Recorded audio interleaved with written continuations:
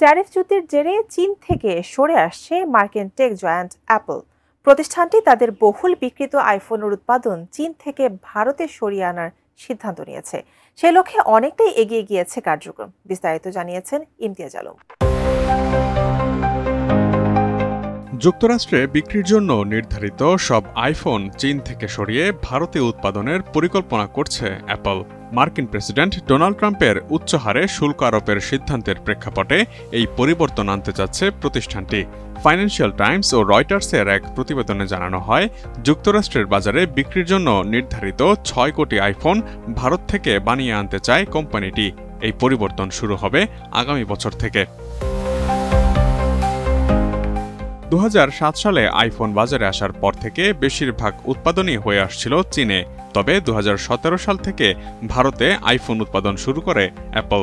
২০২৩ সালের শেষ দিকে প্রতিষ্ঠানটি জানায়, ফক্সকন ও টাটার মতো সরবরাহকারী প্রতিষ্ঠানের সঙ্গে মিলে ভারতে ৩ বছরের মধ্যে ৫ কোটি আইফোন তৈরি করবে তারা। নতুন লক্ষ্য অর্জনে অতিরিক্ত ১ কোটি ইউনিট ভারতে উৎপাদন করলেই হবে।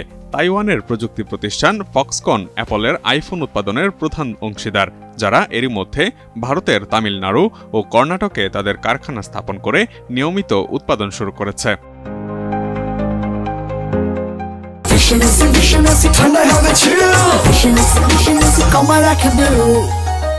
এদিকে চলতি মাসের শুরুতে চীনা ইলেকট্রনিক্স পণ্যের উপর ১৪৫% পর্যন্ত শুল্ক আরোপের ঘোষণা দেয় যুক্তরাষ্ট্রের সরকার। তবে স্মার্টফোন ও কম্পিউটারের জন্য কিছুটা ছাড় রয়েছে। এরপরও বৈশ্বিক ইলেকট্রনিক্স উৎপাদনে অনিশ্চয়তা তৈরি হয়েছে।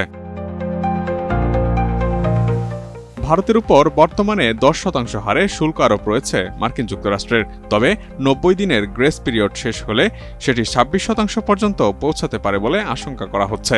কারণ মার্কিন প্রেসিডেন্ট ডোনাল্ড ট্রাম্প এর আগে ভারতকে শুল্কের অপব্যবহারকারী ও শুল্কের রাজা বলে মন্তব্য করেছিলেন।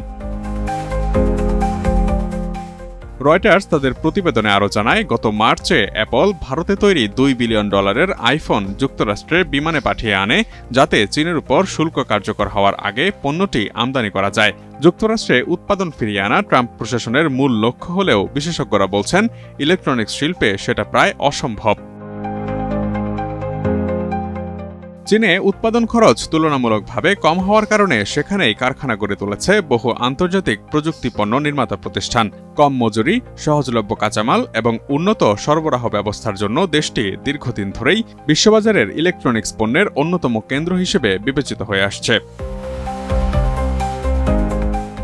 তবে সাম্প্রতিক উচ্চ শুল্ক আরোপের সিদ্ধান্ত ইলেকট্রনিক্স শিল্পে ব্যাপক প্রভাব ফেলতে পারে বলে ধারণা করছেন বিশ্লেষকরা। তাদের মতে, এই অতিরিক্ত করের কারণে যুক্তরাষ্ট্রের বাজারে শুধু আইফোন নয়, নানা ধরনের ইলেকট্রনিক্স পণ্যের দাম বাড়ার আশঙ্কা রয়েছে। Imtiaz Alam, desk report, ATN news.